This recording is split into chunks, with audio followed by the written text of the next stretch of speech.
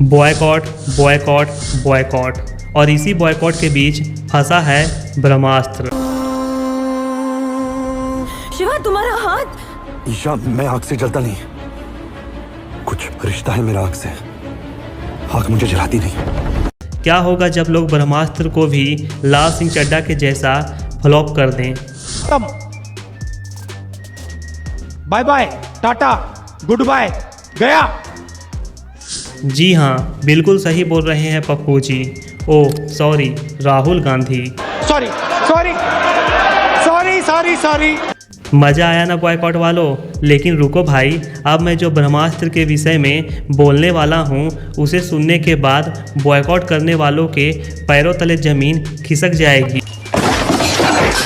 देखो भाई, मैं किसी को तकलीफ़ तो नहीं देना चाहता हूँ, लेकिन मैं भी क्या करूँ, मैं भी आदत से मजबूर जो हूँ। बॉयकॉट वालों, एडवांस बुकिंग की अब तक सामने आई रिपोर्ट्स को देख लो। ब्रह्मास्त्र ने 5 दिनों में शानदार बढ़त बनाई है। देश भर में अब तक इसके 2 लाख टिकट्स बिक चुके हैं। इसलिए बॉयकॉट वालों, मैं अब आप लोगों के लिए सिर्फ इतना ही कह सकता हूँ, तुमसे ना हो पाएगा, हमें तुम्हारे लक्षण बिल्कुल ठीक नहीं लग रहा है, तुमसे ना हो पाएगा। लेकिन दोस्तों, जिस ब्रह्मास्त्र को लेकर 3-4 सालों से चर्चा हो रहा था, अब वो फाइनली 9 सितंबर को रिलीज होने वाला है। लेकिन प्रश्न अब यह उठता है कि इस फिल्म में ऐसा क्या है जिसे बनाने में 7 सालों का वक्त लगा। इन 7 सालों में रणवीर की कितनी गर्लफ्रेंड चेंज हुई। लेकिन सबसे मज़े की बात यह है कि रणवीर की शादी भी इसी फिल्म के एक्ट्रेस आलिया भट्ट से हुई है। और अब रणवीर जल्द ही पिता भी बनने वाले हैं। तब जाकर यह फिल्म अब रिलीज होने वाली है। दोस्तों, वहीं इस फिल्म के डायरेक्टर का यह कहना है कि इस फिल्म के आने में इतना टाइम इसलिए लगा कि यह उनके लिए एक बड़ा प्रोजेक्ट था। लेकिन जब दुनिया से खाली हाथ ही जाना है तो इतना माथा पाते करने की क्या जरूरत है। लेकिन दोस्तों, ब्रह्मास्त्र पर संकट अभी भी कम नहीं हुआ है। इस बॉयकॉट के ट्रेंड में क्या यह फिल्म अच्छी कमाई कर पाएगी या नहीं, यह भी अभी एक प्रश्न चिन्ह बना हुआ है। इस सज्जन को क्या तकलीफ है भाई। वहीं कुछ दिन पहले जब SRK का लुक रिवील किया गया तो लोग भड़क उठे। कुछ ने बोला कि यह एक हिंदू फिल्म है जिसमें मुस्लिम एक्टर को लेने की क्या ज़रूरत थी। लेकिन वहीं कुछ लोग ऐसे भी हैं जो शाहरुख को काफ़ी पसंद कर रहे हैं। दोस्तों, अब देखना यह होगा कि इन विवादों के कारण इस फिल्म पे कुछ प्रभाव पड़ता है या नहीं। वो तो हमें 9 सितंबर को ही पता चलेगा। ये सब क्या देखना पड़ रहा है। बट इस मूवी का जब ट्रेलर आया था तो फिल्म के डायरेक्टर अयान मुखर्जी ने बोला था कि तुम लोग इंडिया के फिल्मों में VFX नहीं देखा होगा, मैं तुमको VFX दिखाता हूँ। इसलिए पूरे ट्रेलर में VFX का फ्लैक्सिंग किया गया है।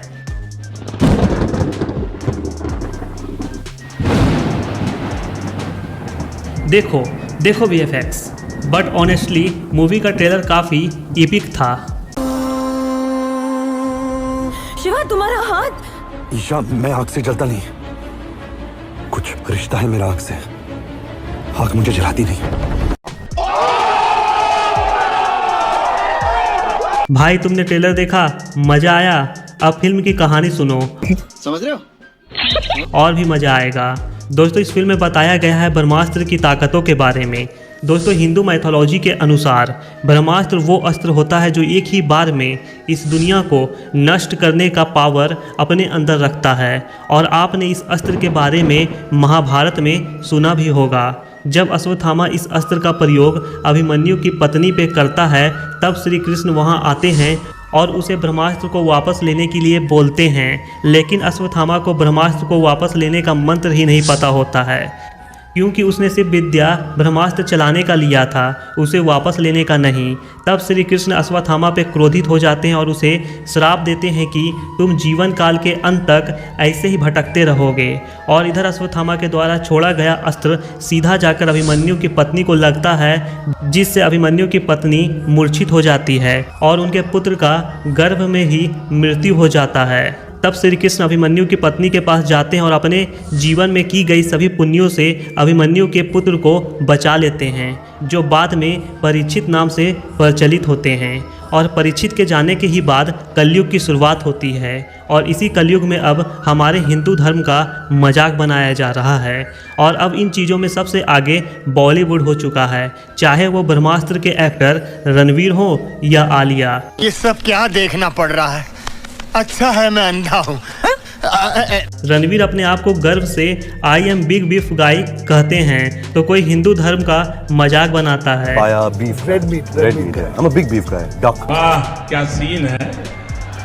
खैर इन बातों को हटाते हैं और मूवी की कहानी पे आते हैं। तो दोस्तों इसी अस्त्र के विषय में इस फिल्म के अंदर बताया गया है, लेकिन आपको इस फिल्म में कहानी महाभारत जैसी नहीं मिलेगी। यह एक मॉडर्न कलयुगी कहानी है। इस फिल्म में आपको रणबीर कपूर शिवा के कैरेक्टर में दिखेंगे, आलिया भट्ट ईसा के रोल में आपको नजर आएगी। अब मूवी पे आते हैं। भाई अब इस सीन को देखो।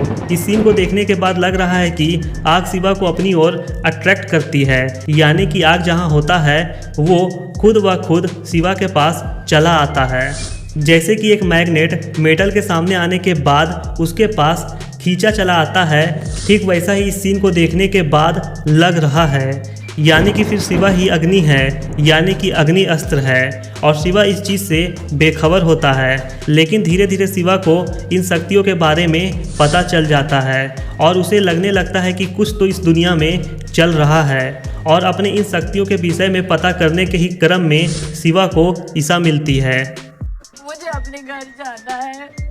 मुझे घर जाना है। दोस्तों इस सीन को देखो, सीन दिखाया जाए।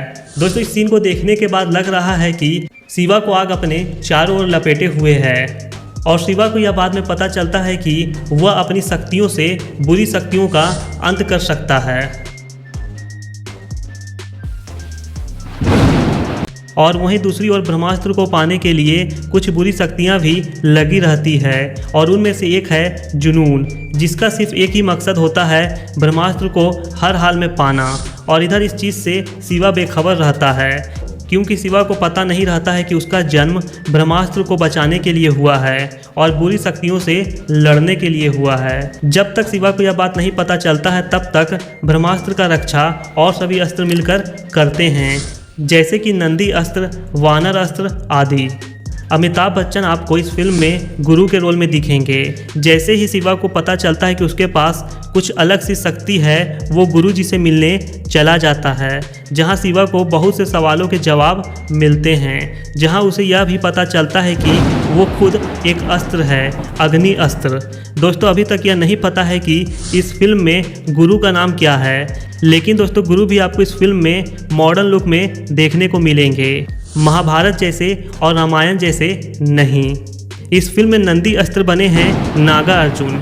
शायद हो सकता है कि स्टार्टिंग में नागा अर्जुन को भी नहीं पता होगा कि वो एक अस्त्र हैं, लेकिन उन्हें बाद में पता चल जाता होगा कि उनके अंदर भी कुछ सुपर पावर है और इसका जवाब खोजने के ही क्रम में वो भी अमिताभ बच्चन से मिलते होंगे, यानी कि गुरु जी से, जहां उन्हें पता चलता होगा कि वो भी एक अस्त्र हैं, नंदी अस्त्र, और उन्हें ब्रह्मास्त्र के टुकड़ों को खोजना है और साथ ही उन्हें बुरे शक्तियों से बचाना है।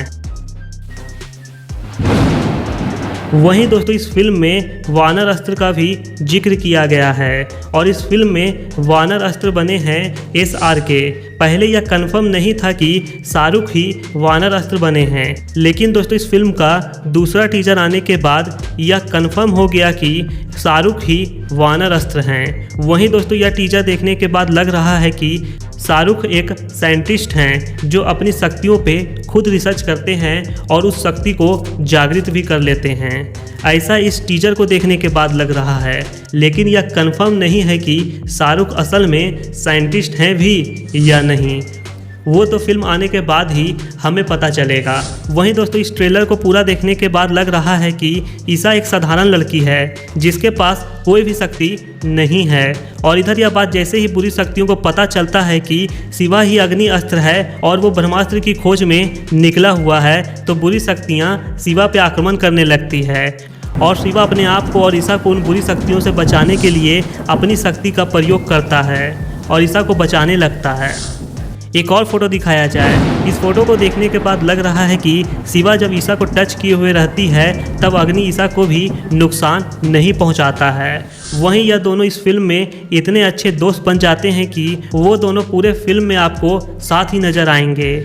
इसलिए जब शिवा पे बुरी शक्ति हमला करती है, शिवा ईसा को उस बुरी शक्ति से बचा लेता है। तो दोस्तों यह रहा इस फिल्म की पूरी कहानी। यह कहानी कहाँ तक सच है वो आप और हम जब फिल्म देखेंगे तभी जानेंगे। मेरे अनुसार इस फिल्म की कहानी ऐसी हो सकती है। खैर दोस्तों, नीचे आपको लाल कलर का सब्सक्राइब बटन दिख रहा होगा, उसे क्लिक करो और मुझे सब्सक्राइब करो और ऐसे ही मज़ेदार वीडियोज़ देखते रहो।